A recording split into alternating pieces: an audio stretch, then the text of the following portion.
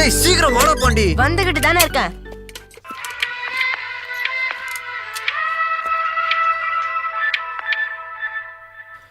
பிரியாடா?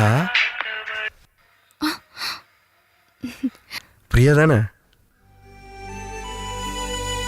சொல்லுங்க பிரியா, நீங்க தான் தெரியும். நான் தான்.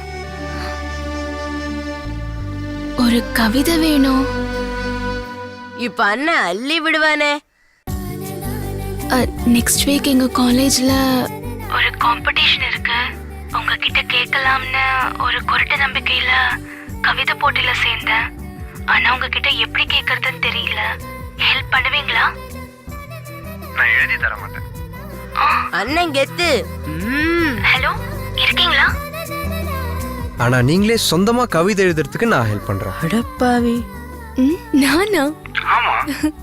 ஐயோ, எனக்கு வராது. உங்க தம்பிக்கு எழுதி கொடுத்த மாதிரி எனக்கும் எழுதி கொடுத்துருங்களேன் ப்ளீஸ். ஐயே, அவன் ஒரு மரமண்டங்க, சுத்த அறிவே கிடையாது. அதனால அவனுக்கு நான் எழுதி கொடுத்தேன். நீங்க அப்படியா? நீங்க எவ்வளவு இன்டெலிஜென்ட். சொன்னா கப்புனு பிடிச்சிக்குவீங்க.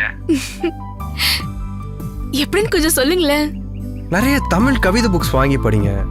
அப்புறம் நெட்ல தமிழ் கவிதை பேஜ் எல்லாம் ஓபன் பண்ணி படிங்க. சரி. அதுல பிடிச்ச கவிதையெல்லாம் அப்படியே தனியா எழுதி வச்சு படிங்க. அப்புறம் எழுதின கவிதையெல்லாம் அப்படியே மாத்தி மாத்தி பிடிச்ச தலைப்புல எழுத ட்ரை பண்ணுங்க. நான் அப்படித்தான் பழகினேன். தினமும் ஒரு 2 மணி நேரம் இப்படி பிராக்டிஸ் பண்ணீங்கன்னா கண்டிப்பா உங்களால கவிதையை சூப்பரா எழுத முடியும். என்னாலயும் கவிதை எழுத முடியுமா? தொடக்கத்துல கொஞ்சம் கஷ்டமா தான் இருக்கும். எனக்கும் அப்படிதான் இருந்துச்சு. பிராக்டிஸ் பண்ணிட்டே இருந்தீங்கன்னா கண்டிப்பா சூப்பரா எழுத முடியும். அப்படியா? ஓகே, ட்ரை பண்றேன். ட்ரைன்னு சொல்லாதீங்க, கண்டிப்பா பண்ணுவீங்க. நல்லா பண்ணுங்க. ஐயோ அம்மா, பை. O by.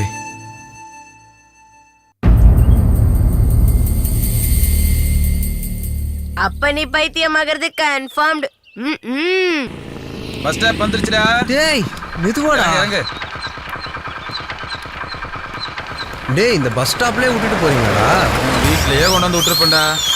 உனக்கு அடிபட்டதுனால கொஞ்ச நாளைக்கு உன் வீட்டு பக்கமே வர முடியாது. ஆமா ஆமா, எங்க அம்மா அடிக்கடி சொல்லுவாங்க இந்த மாதிரி கழிச்சுற பசங்க எல்லாம் சேரக்கூடாதுன்னு. என்னமோ ஜல்லிக்கட்டுல கலந்துக்கிறது தமிழோட வீரம் பண்பாடுன்னு சொன்ன. ஹேய், நான் கழிச்சுற பசங்களை தாண்டா சொன்னேன். நீங்க ஏன்டா டென்ஷன் ஆவறீங்க? போடா ஒட்டுனி மாவன. டேய் நாயே பண்ணி, எங்க அப்பா அவரை பட்ட பேர் சொல்லாதன்னு எத்தனை தடவை சொல்லியிருக்கேன். போடா. போனை போட்டு 2 விடு விடுவோம். இதை வேற ஆஃப்லயே போட்டிருக்கேன்.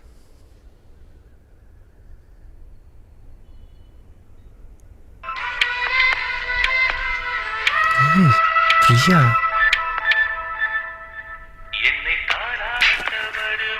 ஹலோ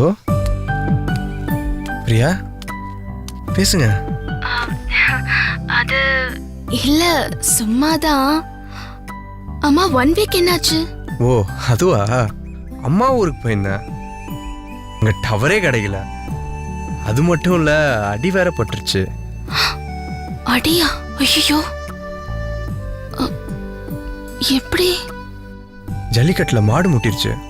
1 வாரமா ஹாஸ்பிட்டல்ல தான் இருந்தேன். நேத்து தான் டிஸ்சார்ஜ் ஆனேன். இப்ப எப்படி இருக்கு?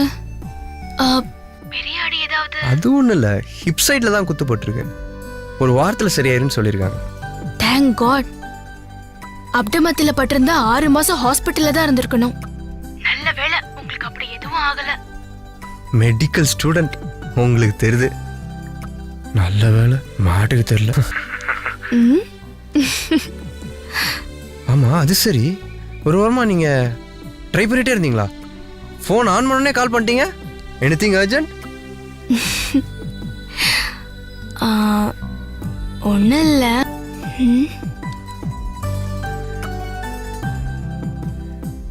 என்ன மௌனம் ஆயிட்டீங்க?